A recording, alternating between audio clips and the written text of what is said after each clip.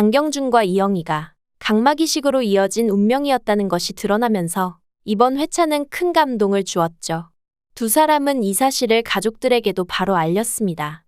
오은숙이 장경준의 얼굴을 감싸고 눈을 맞추며 도진이 눈이구나 하면서 눈물 짓는 장면은 가슴을 뭉클하게 했는데요. 장경준의 집안에서도 이야기를 듣고는 이영희를 반대했던 것이 미안하다며 우리 집안의 은인이라고 크게 기뻐했죠.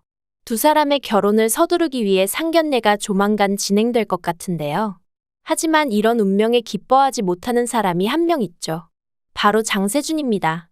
장경준은 이영희 씨 남편의 눈을 받았다는 소식을 동생에게도 바로 전했는데 장세준에게는 이 운명이 아주 비극적이네요. 장세준은 비서에게 전화하여 영국 출국 일자를 앞당겼습니다.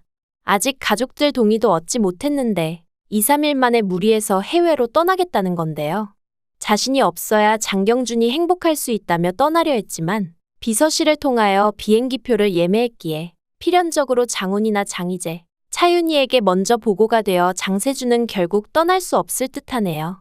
95회 예고편에서는 장세준이 출국 전 김도진의 납골당에 가서 사죄를 하는 모습이 나왔습니다. 그런데 공교롭게도 같은 날 이영희와 장경준, 그리고 미리네까지 김도진의 납골당을 찾았네요. 하지만 서로 마주치지는 않는다고 합니다. 간발의 차로 장세준이 납골당을 먼저 떠나게 되는 것 같은데요. 하지만 처음 본 남자가 납골당에서 무릎 꿇고 오열을 하고 있으니 납골당 관리인이 수상하게 여기고는 이영희에게 수상한 남자가 왔었다는 사실을 알린다고 하네요. 바로 앞전에도 김도진이 공보의 시절 함께 일했던 간호사가 젊은 남자가 김도진의 사고를 묻고 다녔다는 제보를 했던 상태라서 이 일은 이제 이영희에게 단순한 의문이 아니라 의심으로 다가오게 될 것 같습니다. 이영희는 심원섭에게 몇 가지 물어볼 것이 있다며 번호를 알려달라고 했었는데 이제 김도진은 장경준에게도 은인이니 수상한 남자에 대하여 이영희와 장경준이 함께 조사를 하게 될 듯하네요. 두 사람은 납골당을 나와 김도진의 사고가 났던 바닷가로 향하게 될 것 같습니다. 장세준이 묻고 다녔던 것처럼 마을 사람들에게 사고에 대해 물어보고 다닌다면 심원섭의 거짓말은 금방 들통이 나게 될 것 같은데요. 심원섭이 사실은 김도진에게 은혜를 입었던 지인이 아니라 김도진의 사고를 최초로 신고한 목공방 심씨라는 사실이 빅토리아 선장을 통하여 알려지게 될 것 같습니다. 이영희와 장경준이 사건을 조사한다면 심원섭이 김도진을 죽였다는 사실은 어쩌면 금방 드러나게 될지도 모르겠습니다. 그렇다면 심원섭이 모든 걸 혼자 떠안고 단독 범행으로 감옥에 순순히 들어갈 것이냐인데 이건 그렇지 않다고 봅니다. 심원섭은 혼자 죽을 인물은 아닌 것 같습니다. 차윤희에게 사주를 받았다고 불게 될 것 같은데 차윤희는 당시에 바닷가에는 방문을 한 적도 없었죠.